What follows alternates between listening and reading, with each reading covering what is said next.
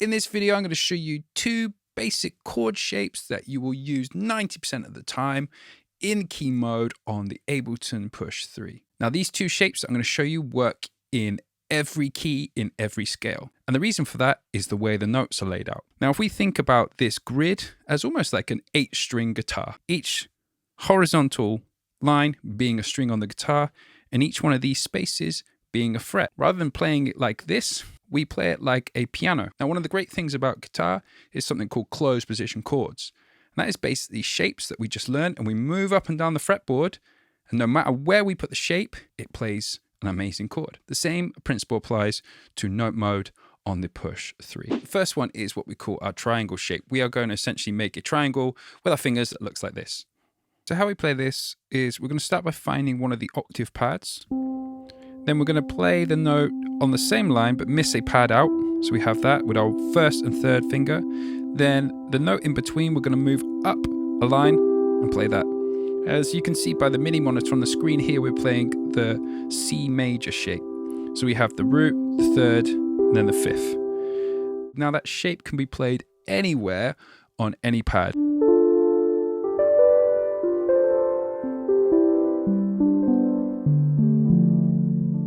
Amazing, right?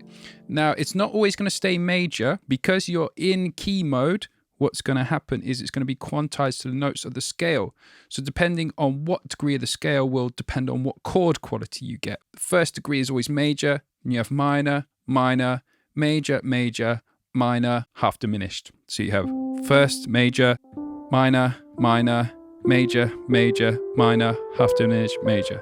So if you build chords around them,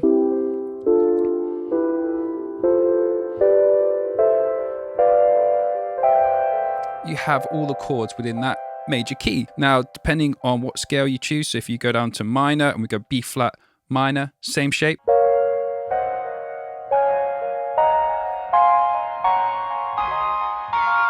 So it's the same shape, different scale, so you get a different set of chord qualities. So now back in C major, I want to show you the next chord shape, which is really, really handy to know. And that is a 7th chord shape. Now this is really fun for jamming out some jazzier, like more lo-fi or hip hop. So it's a bit like our third shape here, but we're bringing in our third finger here. So we have like a diamond or a claw. So we'll find the root here. Third finger's going down. Our first finger's going one pad to the left, an upper line. Then our third finger is going to stay on the same line as our first finger, miss out a pad, so we have a pad gap in between. And then our first finger is going to go up a line, and it's going to play that pad in between our first and third finger, but on the line at the top. So just like the major triad, we can move that shape around anywhere. Depending on what degree of the scale you play it on, will change the quality of the chord. Okay, so let's experiment with that. I'm going to bring a beat in and just move this shape around. Remember, no matter what pad you put it on, it's going to sound awesome.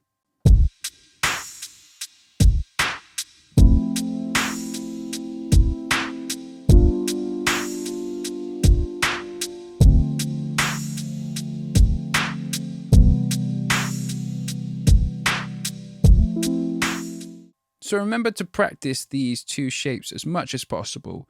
The push is an instrument in its own right.